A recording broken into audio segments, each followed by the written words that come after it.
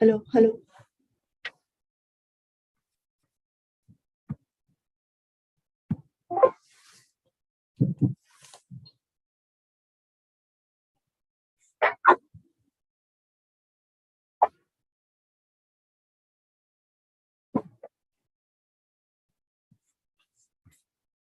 Hello, hello.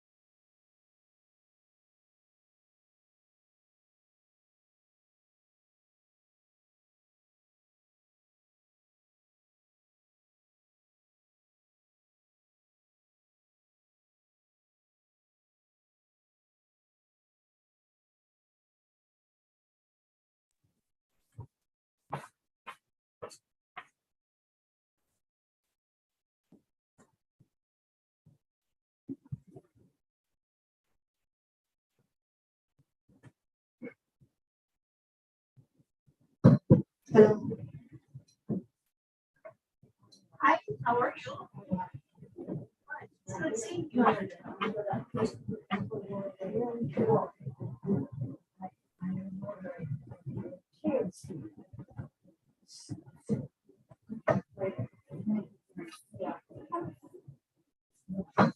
Hello.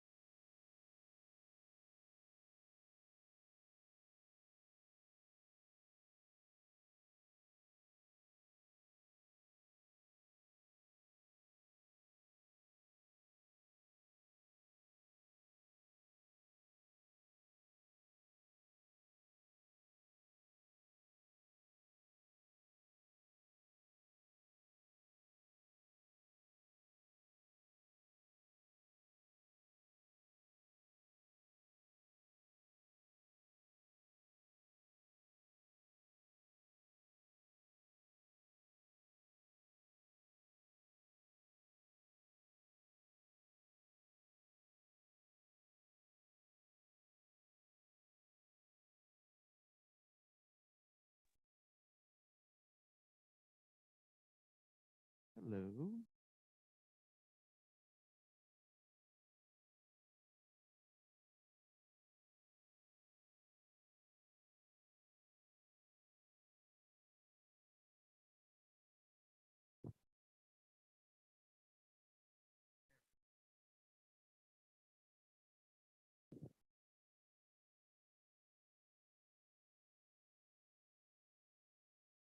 Hello, everybody.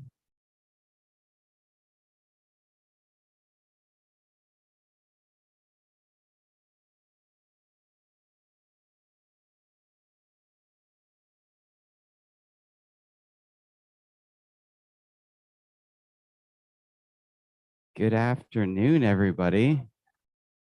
Can you hear me okay? Perfect.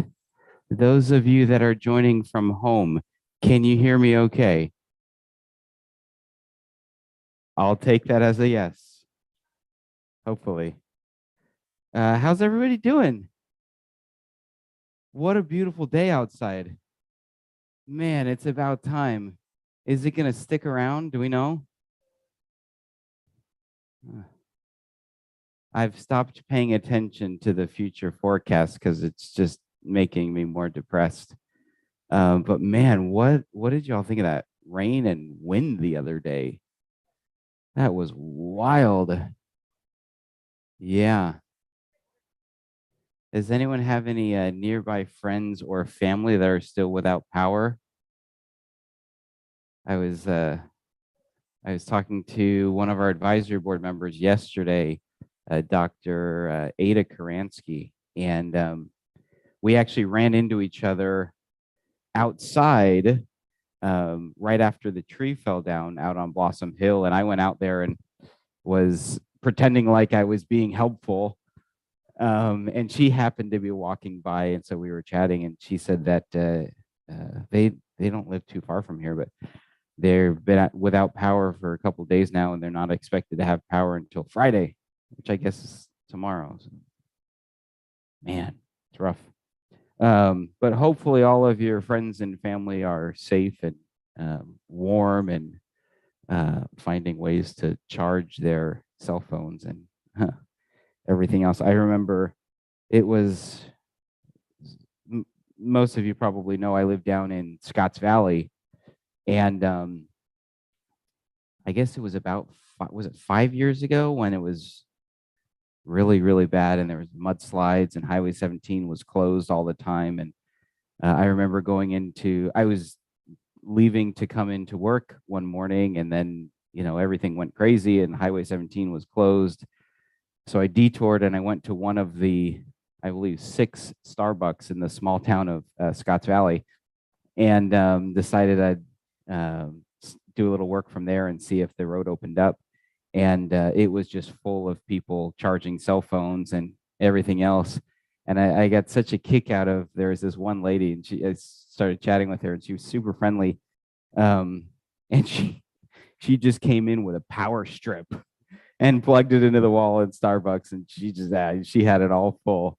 Which I thought that was pretty smart.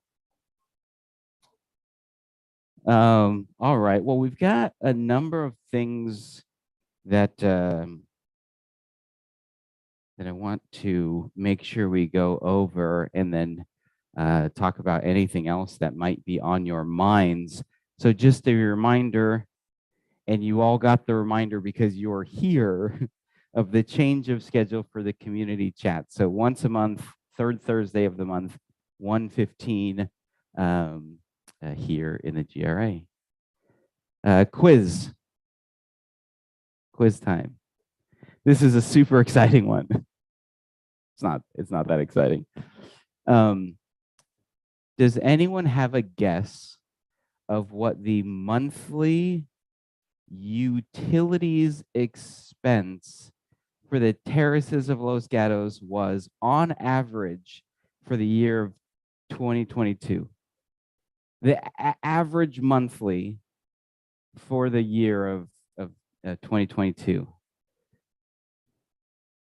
All right, we had a 40,000. Okay. Any other guesses? monthly 350,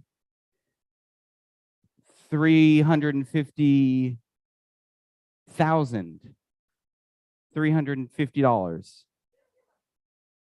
Okay.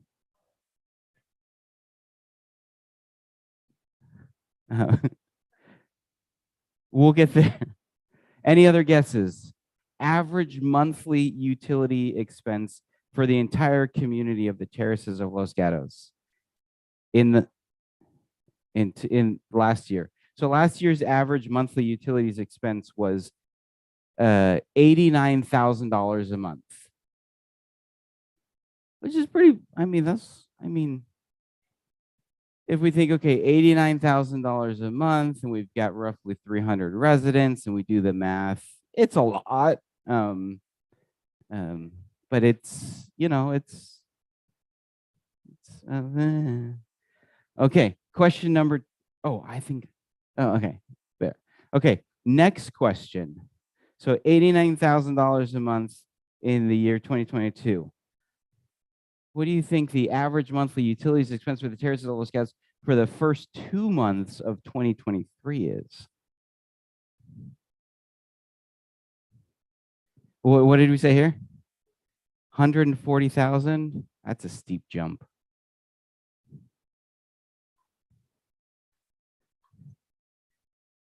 100,000. Okay, so we need to talk because you were like right on it. $142,000 per month. So even with Price is Right rules, you win because you're right under it. Good job. So $142,000. January was 104, 105. And oh, you know what? Hold on. I wrote this down because I knew I was going to forget. I may take back my congratulations for how well you guessed it. I do. I take it back. You went over. February was 144,000. Average so far for the year is 122,000 per month. So January was a little lower. February was significantly higher. So that's electricity, water, gas. Garbage, yes, it does include garbage, actually.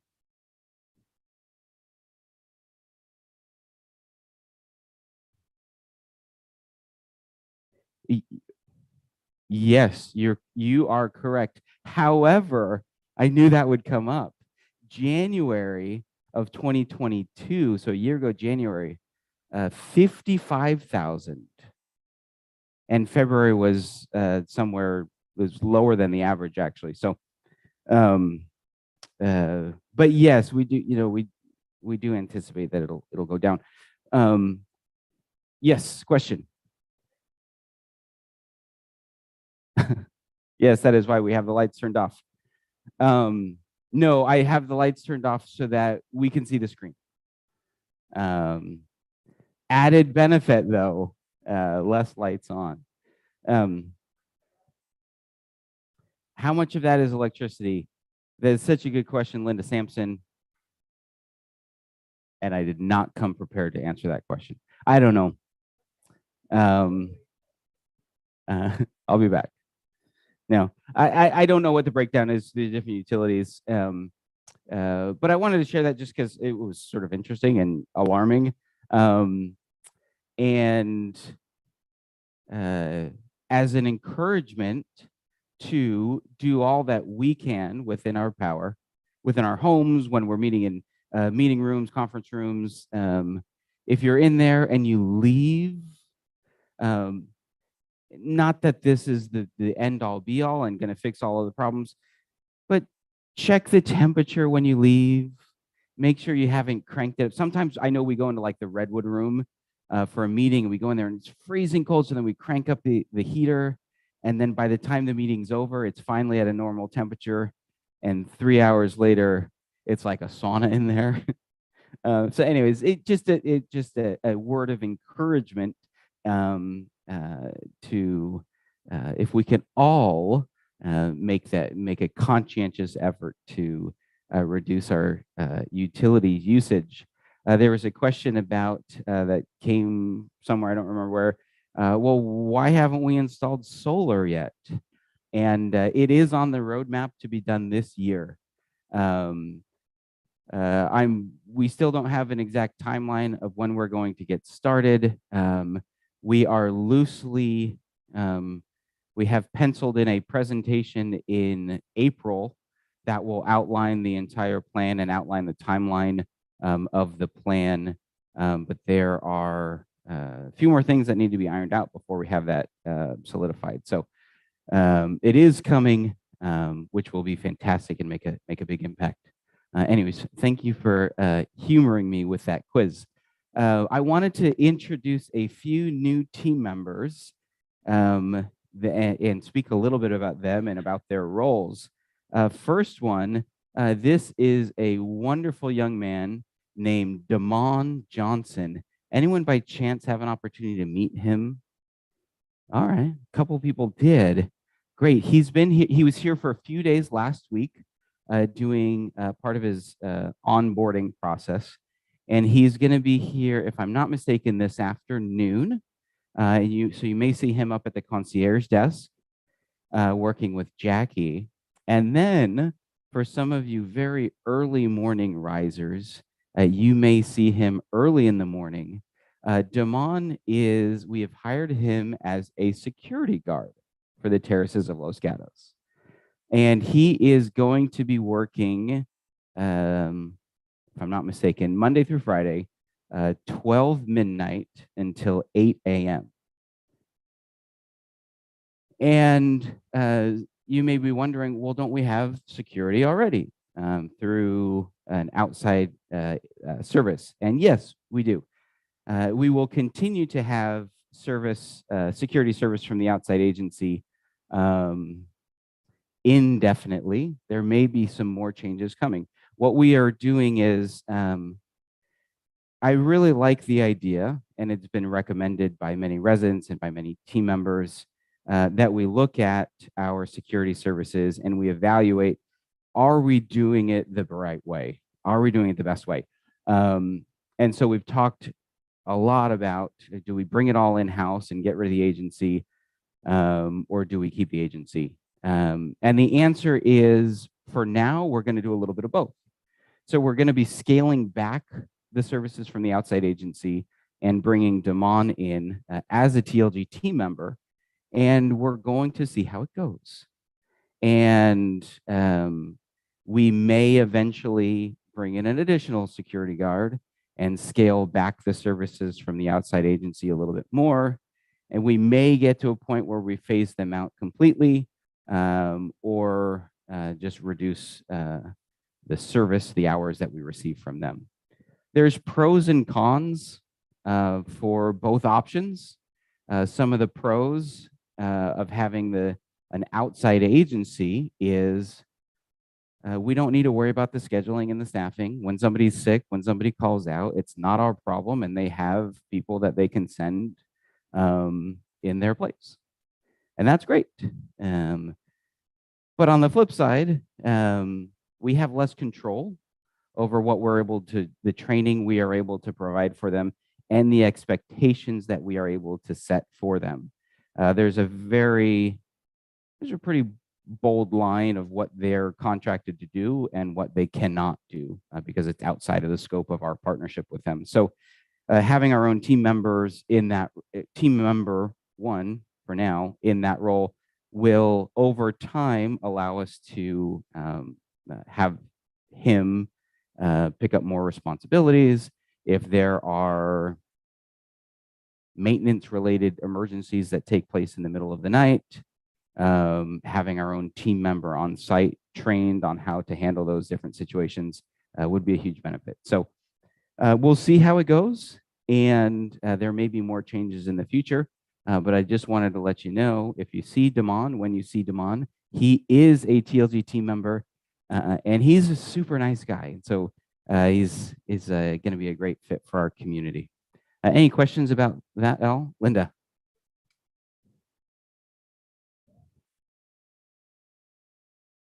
One more time. Will he be at the front desk or will he be patrolling? I thought I turned it on, or both. He will be, for now, primarily at the front desk. Mr. Barish, and I'll repeat the question because the microphone's not working. Who does security report to in the organizational chart? Buildings and grounds. So Vincent, and prior to Vincent, Rick Hatzenbuehler manage the partnership with the outside agency. And as we bring in our own security guards, they fall under the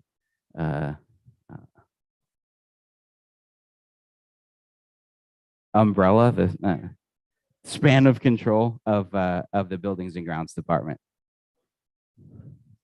Any other? Yes, Judy. Oh, great question. What will he be wearing? Will we be able to identify him? And yes, he will have a security uniform. I don't know. They've been ordered. I don't know if they're actually here. So if you, I'm telling you, he has a security uniform he will be wearing. If you see him in the next few days and he's not wearing that, it's not his fault. It's because they haven't arrived yet. If that's the case, they may have arrived, but it's not a typical uniform that we have, and so we had to sort of do a special order. I don't know if it's here yet, but he will be. Yes.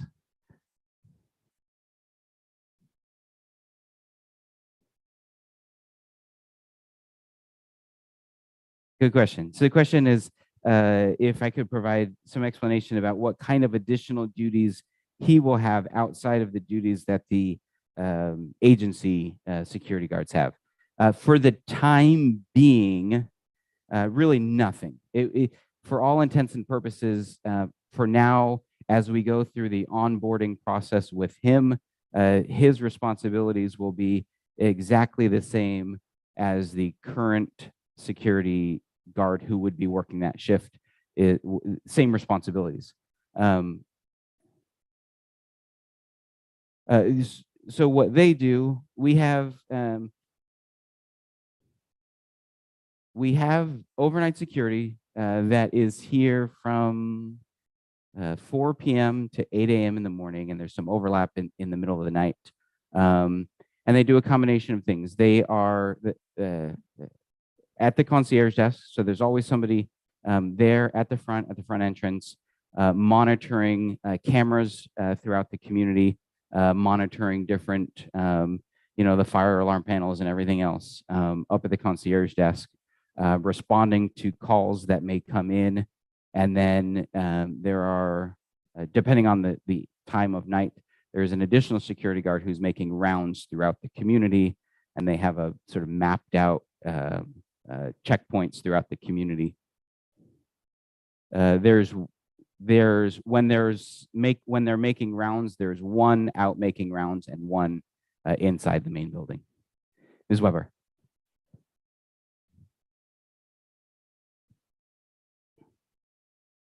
No. So if somebody uses their emergency pendant, that goes through the wellness department. So it'd still be a wellness nurse that would be responding. Linda. Will we still have somebody patrolling? Yes. Yeah, so right now, the schedule is there's somebody that comes in at 4 p.m. and then they're here till midnight, and then somebody that comes in at 8 p.m. until 4 a.m., and then somebody that comes in from 12 a.m. to 8 a.m. So the first two shifts will remain as is, and then the third shift will be moved to our in-house team member, Damon.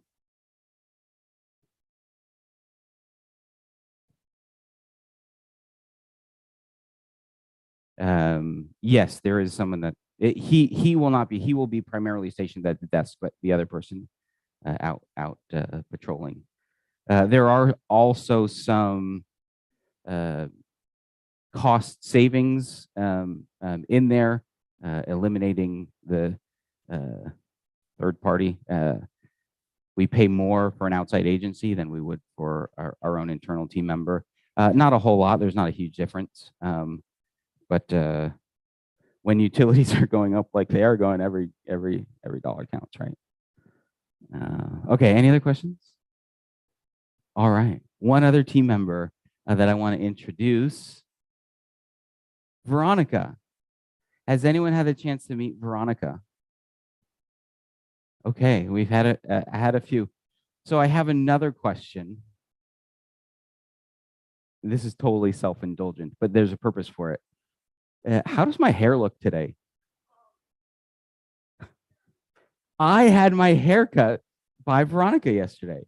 Veronica is our new and second beautician that is working in the beauty salon.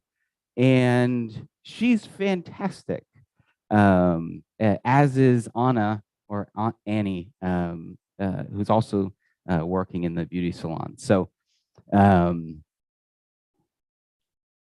yes, Ms. Weber. So there's the question is, how does a third person work? So there's actually it's tight in there, but there's two stylists, and then there's one esthetician who does nails, and there are 3 stations for them.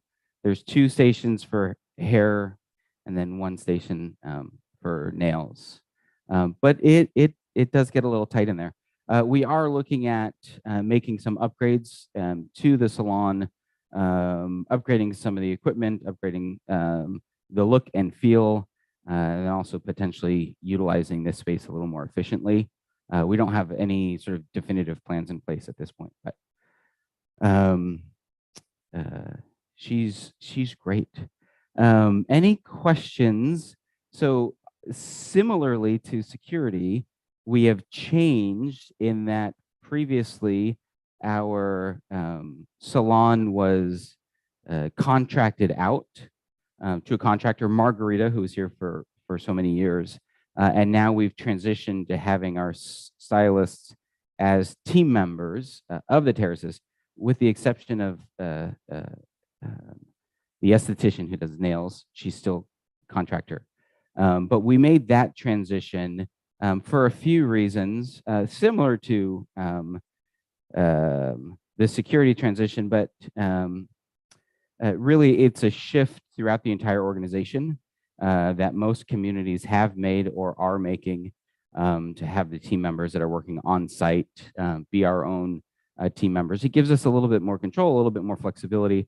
There are some regulatory things where it minimizes some risk by having them working as our own team members. But along with that, I know prices are going up, which I know is a hot topic for some. And so I wanted to just provide a little bit of context about that and hear any feedback that you may have. The prices are going up as of April 1st or April 3rd, something like that, for all of the services that we provide here at the terraces in the beauty salon. We did a very thorough analysis looking at both communities like ours, as well as salons in the Los Gatos area and a little bit further out as well, to make sure that our pricing is appropriate, and also make sure that in doing so, we are not financially burdening the community by paying for team members and not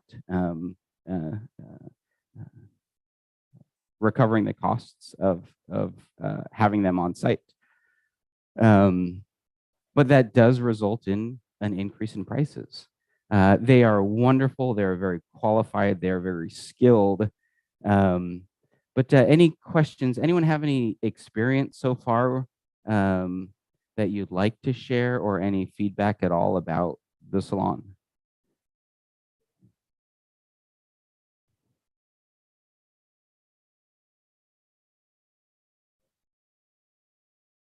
Oh, good. So the comment was from Kathy Smith Fisher. Smith didn't sound right, Kathy Fisher, that they had lunch with three ladies who recently had their haircuts, and they were very happy. Great. Long hair, short hair, everyone was happy. Great. And they look lovely. Linda.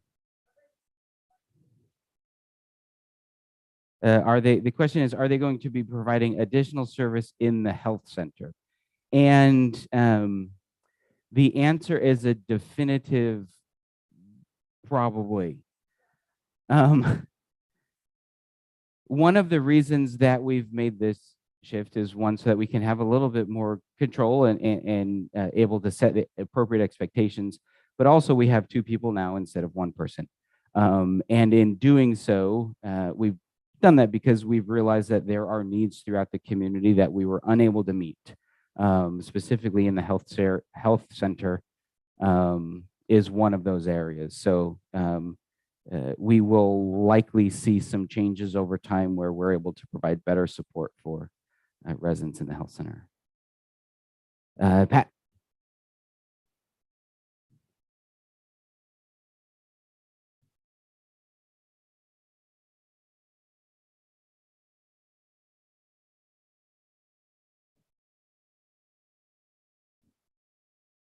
Pat, can I ask a favor of you? I'm going to run into the back and grab another microphone because I'm going to forget everything that you're saying. So I won't be able to. I want everybody to hear you. Hello? Okay. That's a little better. Here we go. I have relatives in the area. So hold it real close. Real close, isn't that? Not this way? Yeah. Like an ice cream cone. Yeah, like an ice cream Okay. cone. All right. I have relatives in the area, starting with my daughter who lives in Pleasanton. She had best been there for a haircut and a shampoo. It was $91 without the tip. Then I went to Campbell where my niece goes, and she had just had her hair cut and shampooed. And she had did something else, but she asked just for that price. And it was close to 90 plus tip. I asked somebody, I called someone in Amadon, where I used to go myself, and got a price, and that was in the 80s plus tip. I had one other one. Oh, my neighbor right here who goes to somebody in Los Gatos for years and years, and hers was comparable as well. So I don't think we're out of line at all. And I know a lot of people do, but if they went out and tried to get a haircut and a shampoo, they'd find out. That's Thank you. all I have to say. Thank you. Perfect. We'll leave it at that. No more questions. No, I'm just kidding.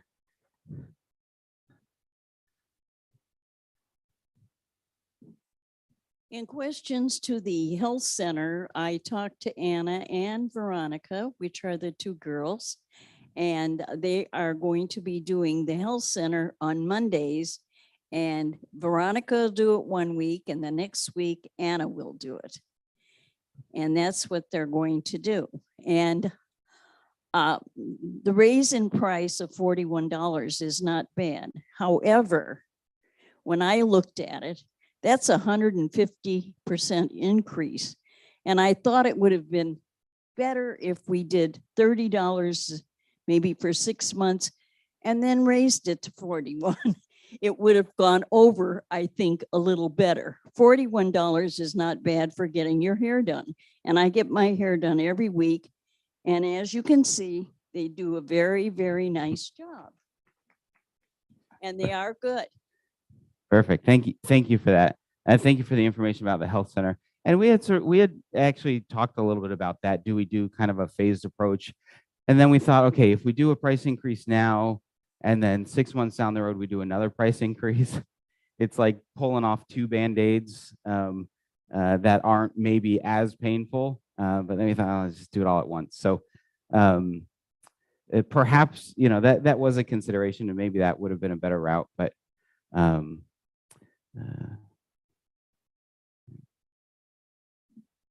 Bradley, when you announce changes in the organization, like going from contractor to employee, could you mention who the person reports to? In case we want to make any comments like compliments, it's nice to know who the reporting person is for this new arrangement. Oh, perfect. Thank you. Good question. So the salon is overseen by Sandy Mirasol, the resident services director.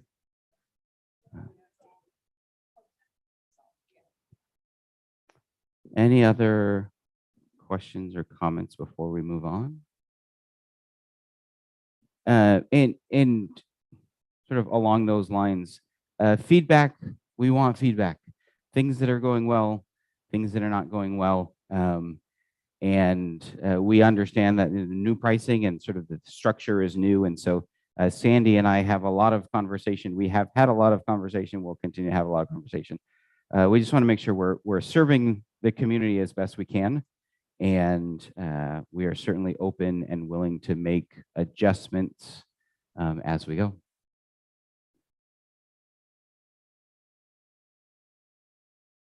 Anyone have any idea what we're looking at? Couple of boxes. We've got 3 TVs.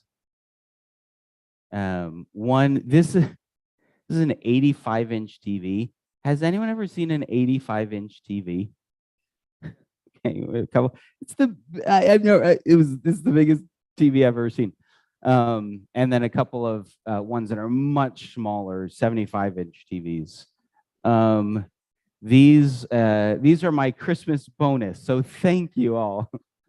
No, these are so we have two large, one very large, and 2 also large but not quite as large televisions.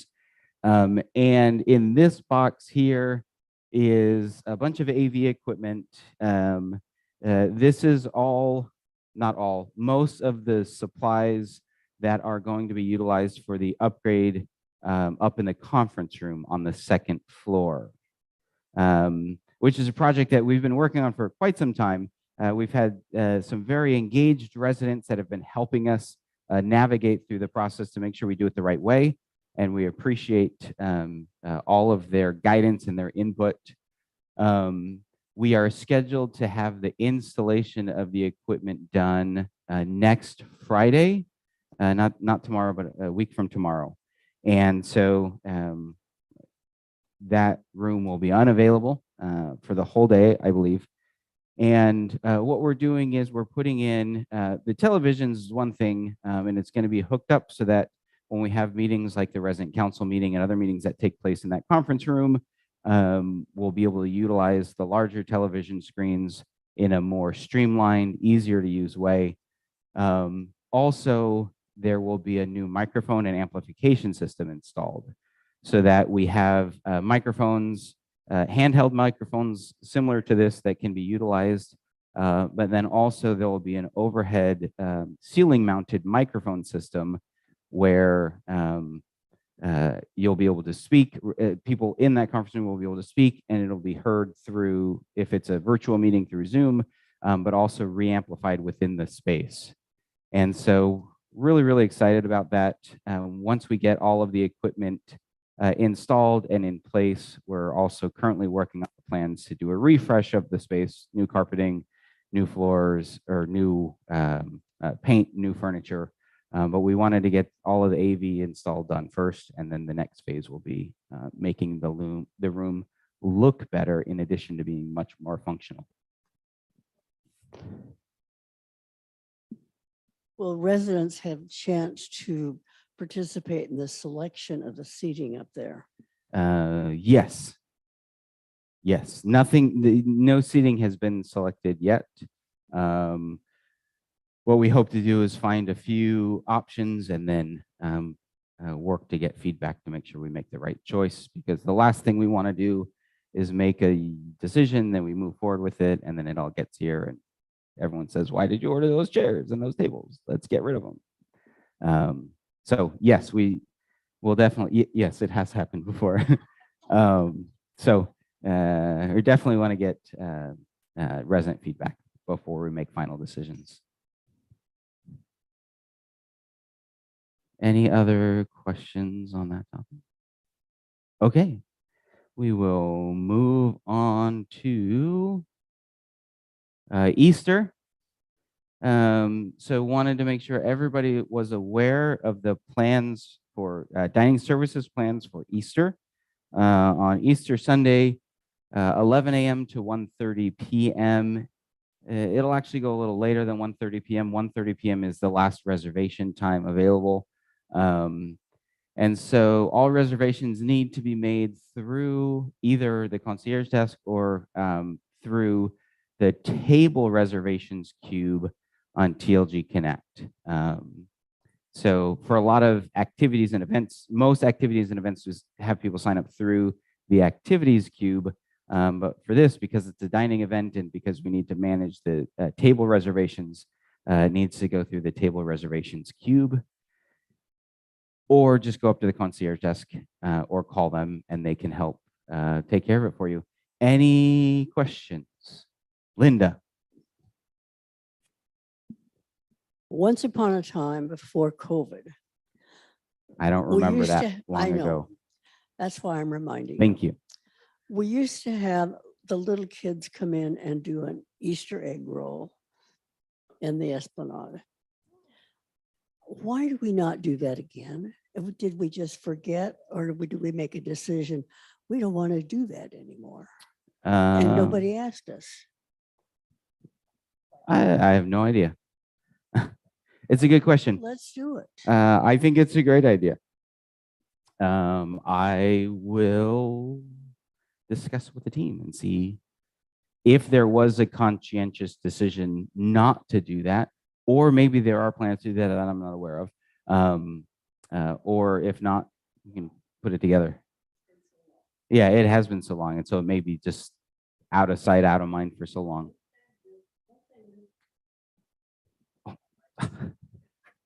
Just hang on to it, Linda.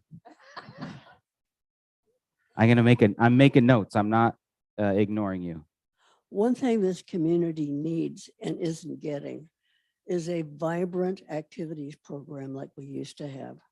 And unless and until we have things like that, going out, doing things, going to restaurants, going to museums, doing the things we used to do, this community is not going to be whole again.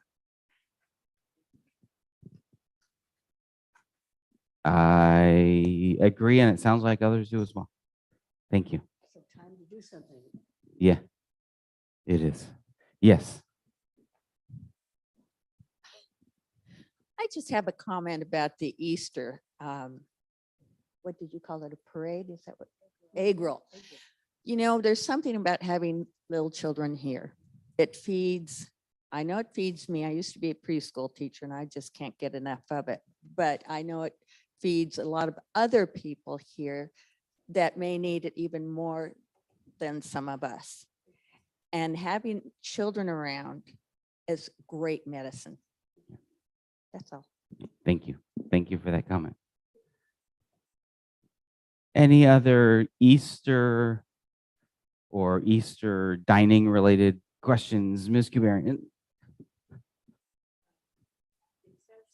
It says to go to the table reservations to make your reservation. Yes. We can only do that a week ahead of time.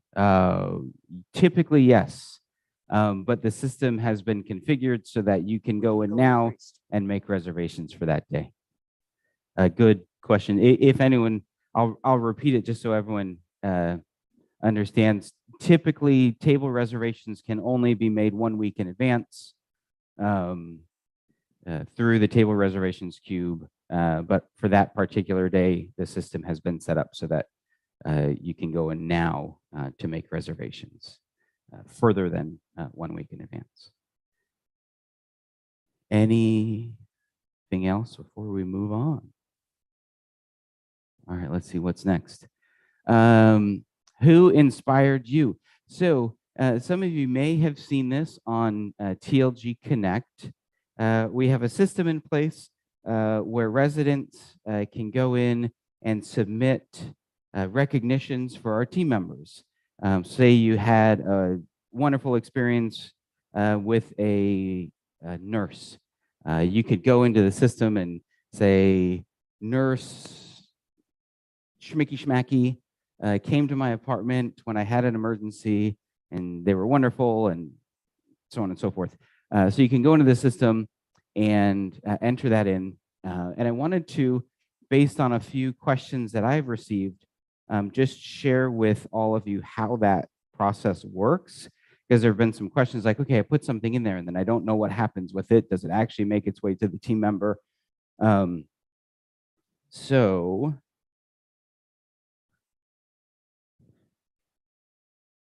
when you click on the link, it takes you to a page that looks like this, where you can go in and you enter the name of the team member or team members that you'd like to recognize.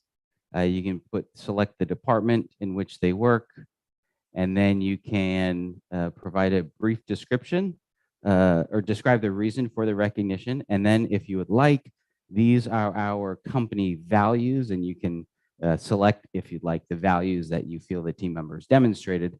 And then if you would like, you can put your name. It's always good because it makes it a little more personal, but it's not required. And then you hit submit.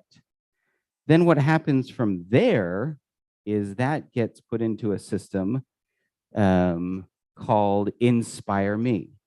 And Inspire Me is a system that our team members use. There's an app, and there's also a website, so team members can get alerts on their apps when they've been recognized. And so it shows up. There's a few different things. It's something that we use to recognize service anniversaries for our team members, and then put funny little videos and pictures and stuff where team members can go in and recognize each other, make comments back and forth. So Sandra Mirasol, as you can see here, recognized Rolando, our maintenance supervisor. And a lot of it is sharing feedback that residents provided, and then also feedback from our own experiences. This is one where somebody recognized through the link on TLG Connect, recognized Kenny from Dining Services, and then there's the information that's available to Kenny. So I just wanted to share a little bit about this system. It's kind of a fun thing that we do with for our team members, and I encourage everyone, if you feel so inclined, to recognize our team members. This is one when we had the fallen tree a couple of days ago, went in and recognized our entire maintenance department. So it's just kind of a fun way to, one of the, hopefully many ways that we are sharing our appreciation for our team members on an ongoing basis. Now let me get back to here. All right. Any questions about that before we move on? There's been some suggestions about, when residents submit recognitions like that, could we make them available for other residents to see as well? Which I think is a good suggestion. And so we're kind of looking at what that might look like and how we might do that. Nothing's been definitively decided or planned yet, but it is something we're considering. One more announcement. Very excited, something that we've done in the past and we planned to do last year, and then we had to cancel it at the last minute because of the silly little thing called COVID. But we are doing it again coming up next month.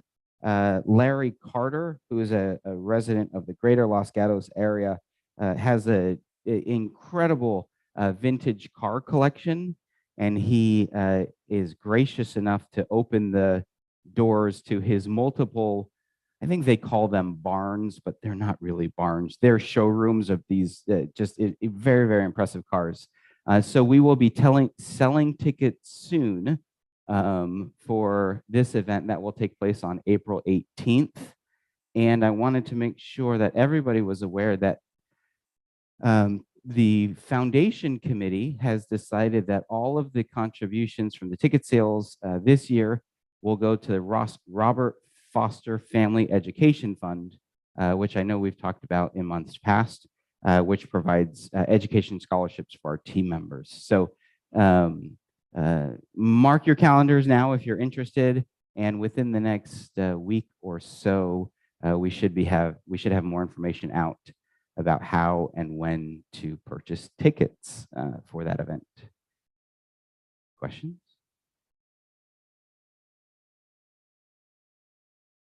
All right, we've got one here and then one in the back. I was just going to ask, are they going to bring the cars here or do we go somewhere to see them? Oh, good question. We will be taking residents on the bus. Victor will be driving the bus out to see the car collection. And I think there will be 2 trips. There'll be one at I think 9 o'clock in the morning and then one in the early afternoon. I just want to say, for someone who has gone on this trip twice, it is a really exciting day. These are cars that you just don't see normally. Somebody knows how many Jags? I don't know, but I mean, you know, these are not barns, as you say. They're beautiful buildings where these are all kept and they are driven every day. They are most exceptional. And try to talk to somebody that has been to one. It isn't just for men, certainly. Any woman who appreciates a beautiful car would love to see them. Thank you. All right. Any other questions or comments before we move on? Okay. You have probably received a letter from me about a week ago with this very complicated subject line: assisted living and memory support levels of care pricing methodology adjustment. It makes total sense, right? Totally clear. I will, by regulatory requirement, I have to publicly share this information. So I will publicly share the information in hopefully a concise way and be available to answer any specific questions that you may have. Many years ago at the Terraces of let's see. I'll take a step back.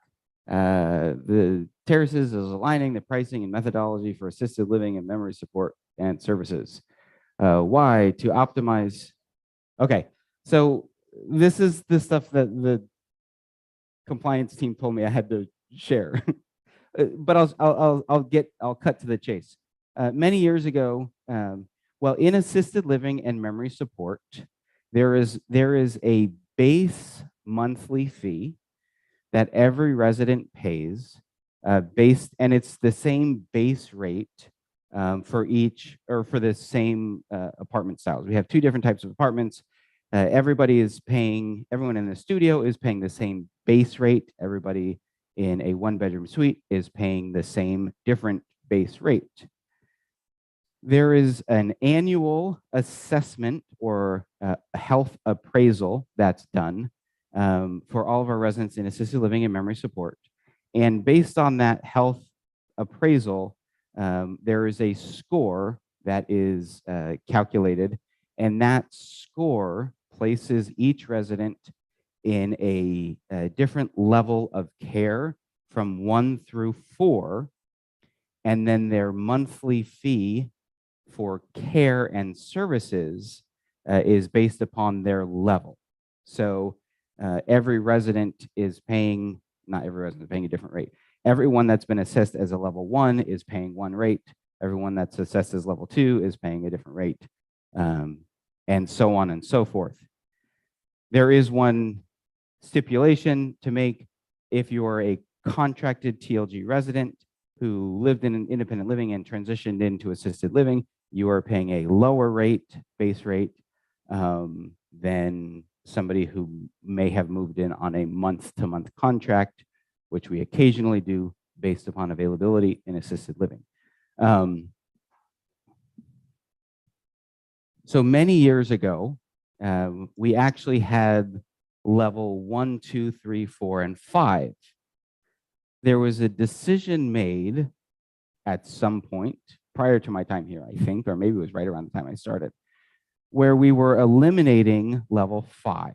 And so then we have always had since then a level 1, 2, 3, and 4. And from what I understand, the intention or the goal or the purpose of making that change was that once somebody reached a level 5, really they should transition to skilled nursing to receive an appropriate level of care. Also, many years ago, that probably made sense at the time. We had a smaller wellness department. We were staffed slightly lower. We did not have certified nursing assistants working in assisted living and memory support. And so we had caregivers who were fantastic, but they did not have the same training and education and skill set as the certified nursing assistants. So that decision was made. Looking back on it now, it didn't necessarily have the impact that I think it was intended to have, because what has happened is residents have had a higher level, higher acuity, higher level of care needs, but they've continued to stay in assisted living, which is okay. But what we found is throughout, and this is applicable sort of across the entire organization, you would have some people who would be a level 4 and maybe just barely over the cusp of a level 4. And then you have people who are significantly higher, who have significantly higher care needs than the other person, but they would fall under that same category. And so what we are doing throughout the entire organization is adding a level 5 back into assisted living and memory support services. A little bit more context to it across the organization. We've actually had some communities that are structured completely different and they don't actually have levels of care. And so residents would move into assisted living and everyone in assisted living or memory support would be paying the same rate regardless of what their care needs were. And so there were some, residents that were very independent, but living in assisted living. And there were others that were, very dependent for their activities of daily living, medication management, and other things. And they were all paying the same rate. And so there was sort of an evaluation throughout the organization that decided that it makes sense to have levels consistent across the entire organization. And in doing so, those communities who may not have had level 5, which we didn't, we're all sort of working under the same system now and adding that additional 5th level of care, which means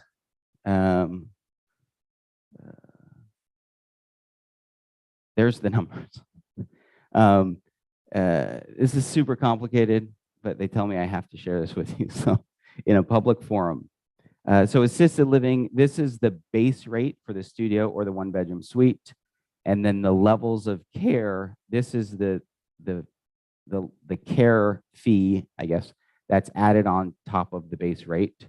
So you see, if somebody's a level 1, they're going to be paying $6,462 a month. There's no change in any of this first 4 levels. These are the same rates that are currently in effect. They are not changing. Really, the only change is that we're adding this 5th level of care. The new level 5 pricing structure will be effective. I guess not here. It'll be effective June 1st, but we aren't going to just go and reassess everybody and move people from a level 4 to a level 5. If that were the case, the new rates will take place on the next appraisal, whether it be the scheduled annual appraisal or assessment, or we do an assessment or appraisal, whichever word you want to use, after a change of condition. So at that point in time, if somebody falls under what would be classified as a level 5, then a rate change would take place. Any questions? Linda? I have a couple of questions. First of all, are there people who recently have had to leave assisted living or memory care and go to the health center because they exceeded level 4 care and couldn't be cared for? And if so, will they be offered the opportunity to return to assisted living or memory care if they choose to? Good question. To answer the first part of the question, have there recently been residents transitioned from assisted living to the health center? Yes, not a ton, but there have been a few recently. And the second part of your question, would they have the opportunity to move back should they fall under that level 5 classification? Theoretically, I would think so. However, what I can say is, and this is not specific to any individual, but anecdotally, it's been my experience that when somebody makes that transition to the health center for long-term care, they're typically very far past the scale because we are not overly eager to transition residents to the health center. Right here is a breakdown of the points. So level 4 goes up to 94. Previously, basically, anything over that would just all be level 4. And so typically, 95 and above now will be level 5. Typically, residents that transition to the health center are like 150, 200. So what is the top for level 5? There's not a top, there's not a cap. Once somebody sort of falls under that level 5 category, we would be working with the residents, working with their family members, working with the care team to decide what the best option is for them. And for some, it may be a transition at that point to the health center. For others, it may not. There are certain criteria that would mean an automatic transition to the health center if there are certain clinical needs that they may have. But we basically handle them on an individual basis based on the individual resident. Okay, my second question had to do with caregivers. There are people in assisted living who also have caregivers. And so how does the relief, the loss of burden to assisted living impact the level of care that they're paying for, because they're paying for caregivers and paying for assisted living? So how does that get balanced? That's a good question. And unfortunately, there's not a simple, straightforward answer because every situation is quite unique. In the event that typically in a perfect world, if somebody has additional caregiving services that they bring in while they're living in assisted living, it would be a temporary measure prior to a transition to the health center. If somebody needs additional care beyond, and there's a difference between needs and resident selects to have, if there's a need for additional services beyond what is standard in the assisted living in the lodge, in an ideal world, we would be working with that individual on a transition to the health center. Every situation is unique and every situation is different. Yeah. If it is a want instead of a need, what does that do to the coding? It really doesn't make an impact. The comment is that it should, and it's a good question. There's a valid argument for that it should, but there's also I certainly can. Each individual case we work on an individual basis. Sharon Roth, take us to a different topic, please, fast. No, I'm just kidding. Apologize for being late. I was on a TLG mission. Who makes this decision? Who makes what decision?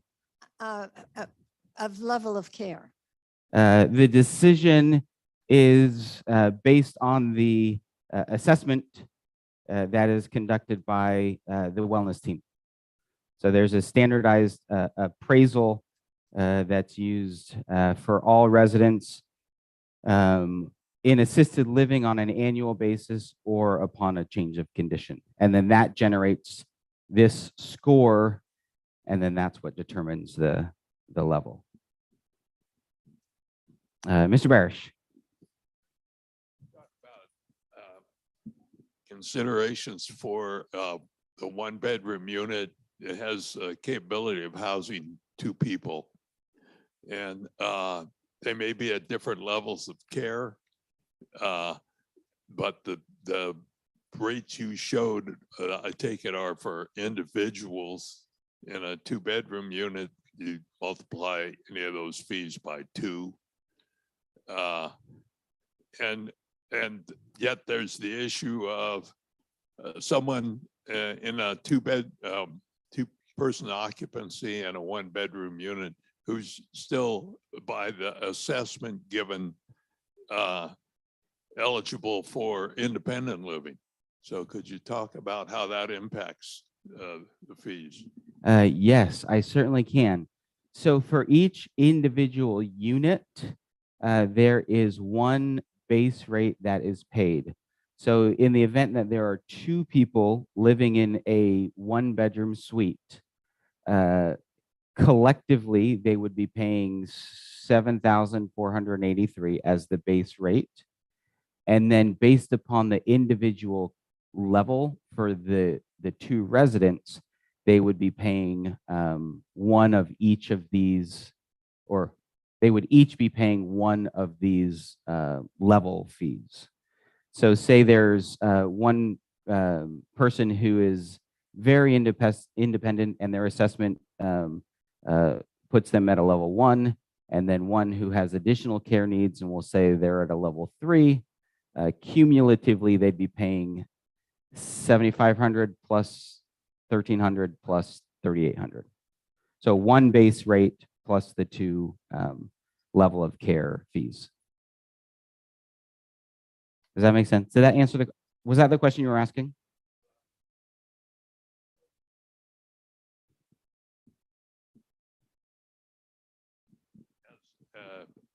Hypothetical case, the second person to occupy the unit is still qualified to live in independent living, does not need assisted living services. None of them. So they would fall under level 1 because the scoring for level 1 is 0 points to 20 points. So everyone would be at a level 1 or higher. If we had everyone here do an appraisal right now, you would likely, many of you would fall under level 1. But level 1 would be the lowest. Ms. Nakaji, Sandy's getting her steps in. Thank you, Sandy, for helping out.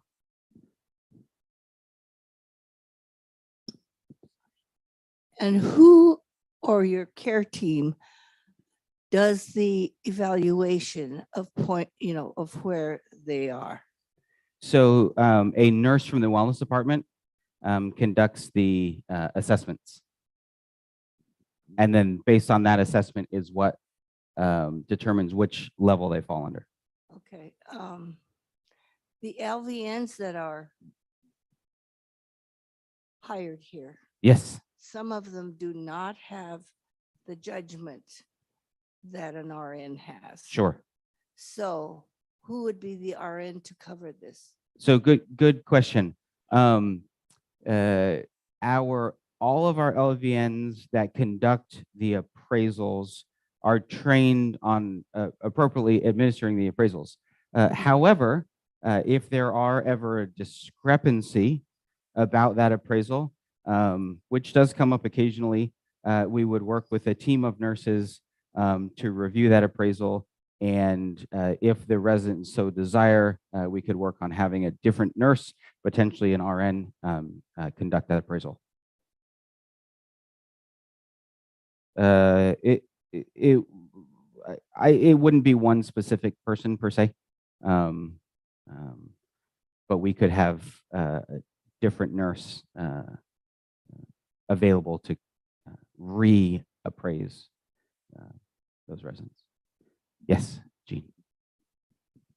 When you say nurse, who are you referring to? LVNs or RNs? In the wellness department, all of our nurses are LVNs. We do have RNs on staff as well who work in the health center.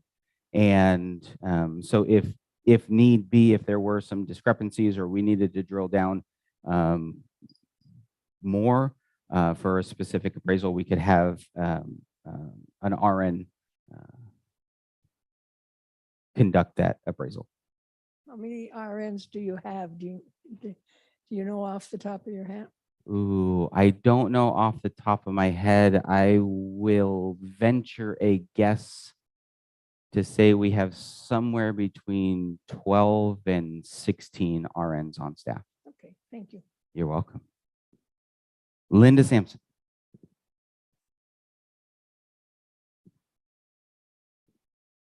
It occurs to me that something like this could solve a problem that's never been addressed here in independent living. You know, once upon a time before COVID, you know, we had annual assessments, Mhm. and every year they came and they did your assessment and they went away. You didn't know anything about the assessment. But if something like this were developed for independent living, then residents could be apprised as they age through the system about where they stand in terms of being close to having to go to assisted living. That would help change the conversation from what do you mean I have to go to assisted living because they're surprised, to something that they and the family have learned about along the way. Yes, you're absolutely correct. And that is a very timely comment because, and sort of we're venturing into a different territory now. You're right. We have not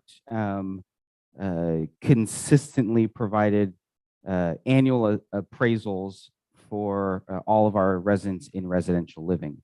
And so one of the challenges that creates is when somebody gets to the point where they absolutely have to transition to assisted living or memory support or the health center, there may not have been ongoing early and often communication about the changes in their care needs until it becomes a crisis situation. And then we all storm in and we say, you have to move to assisted living tomorrow, which is the unfortunate reality that sometimes that is the case. But yes, if we are conducting consistent appraisals annually and as there are changes of condition,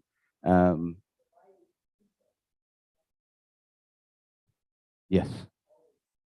Yeah. So yes, you're right about that. And so that is something that we are in the midst of having lots of discussion about to figure out how we can get back on track, and not only get back on track with that schedule, but improve the communication about those appraisals and the outcomes of those so that we can plan much further in advance than what oftentimes we find ourselves doing. But it's a challenge. logistics and priorities but it needs to be addressed. Sharon. So the team makes an appraisal and decides that somebody needs to go to the lodge or to memory care. Mhm. And the family comes in and says, oh, no, no, no. We don't want them to do that. Yeah. We want them to stay independent, even though they really can't. Mhm. What are you doing? Very good question. And there's not a simple answer because every situation is unique.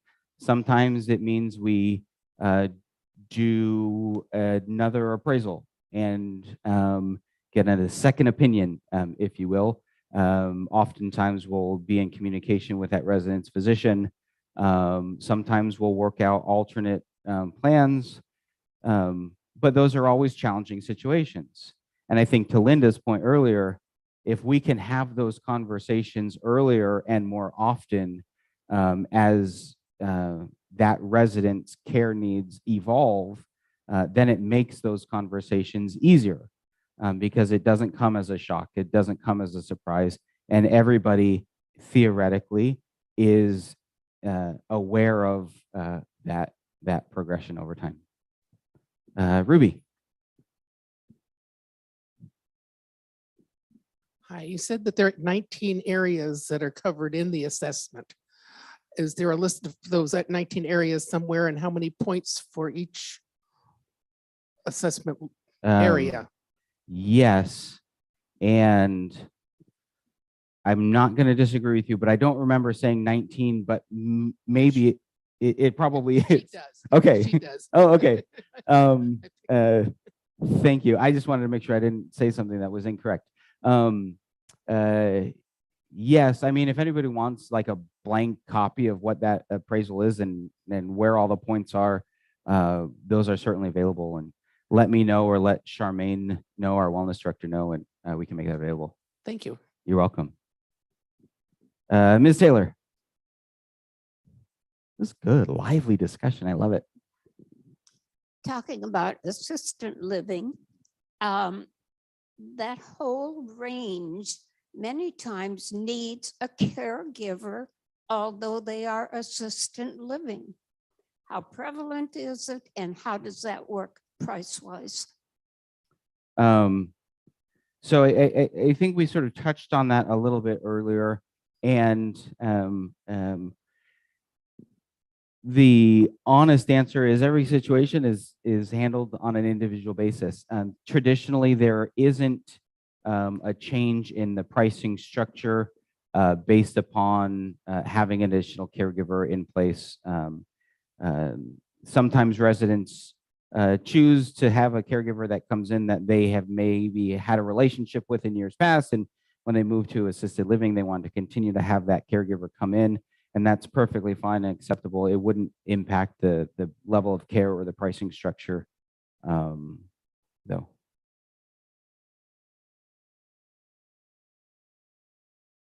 Any other questions, comments, or feedback? We've got 2 minutes to talk about anything else that you would like to talk about. Or I can stick around for longer if we need it. Yes, Ms. Campen. We'll go, sorry, here and then back to Judy. Isn't that a duplicate of services though? If someone has a caregiver from the outside or wherever, that you have to charge them level 2 or level 3 in addition to that caregiver? Isn't that kind of a duplicate of services? Yes, in some cases it could be a duplicate, or another way to say it would be a redundancy in services. So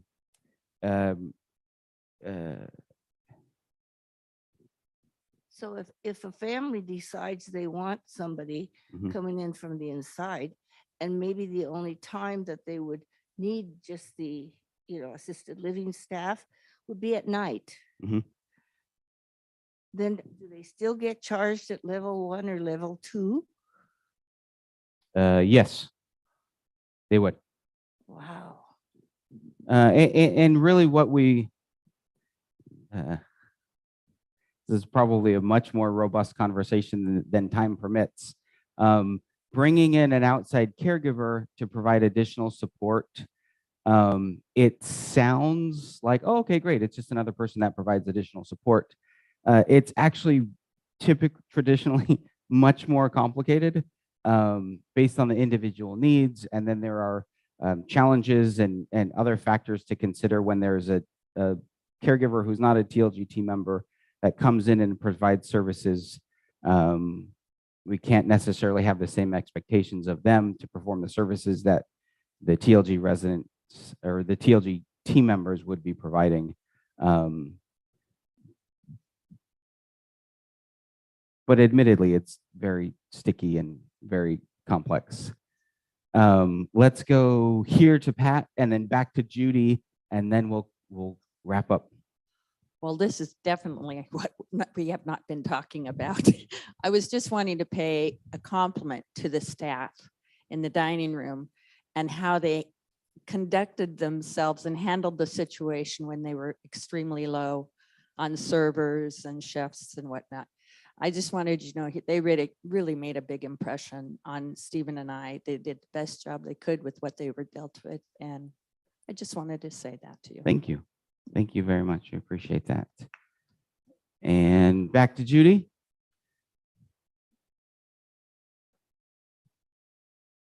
So I'm responding to the cancellation of dinner Yes. last Sunday and wanted to get an idea what standard staffing is for the kitchen and the dining room and what it got reduced to on Sunday, which was around, I was told 3 staff, and what is the standard that it came down from? That is a very good question that I am not equipped to answer accurately.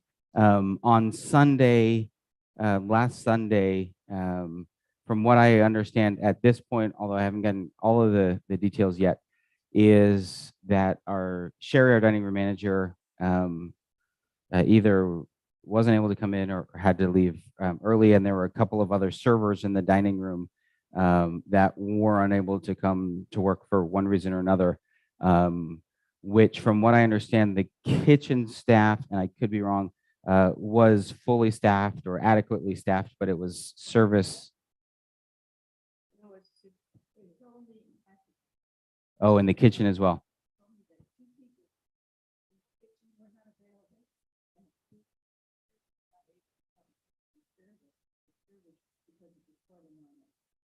Okay. Yeah, well, it goes to show I don't know what I'm talking about.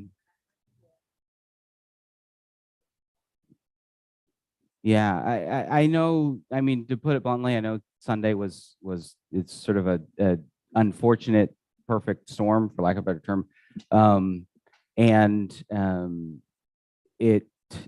was kind of a mess from what I understand. I am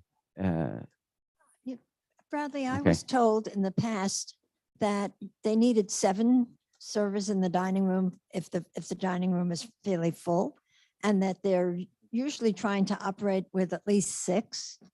So if there's a lot less than that, it makes it very difficult. Yeah. But you know, some of us that are able-bodied have offered to serve water and things like that to help out.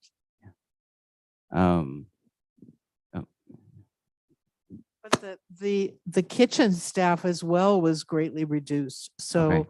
getting dinners, they took orders to go when no one was notified in advance that there was no dinner service. And when you got there to come into the dining room, you were offered to put in a request for a meal to go, and those took forever because the staff in the kitchen was greatly reduced as well. Okay. Excuse me.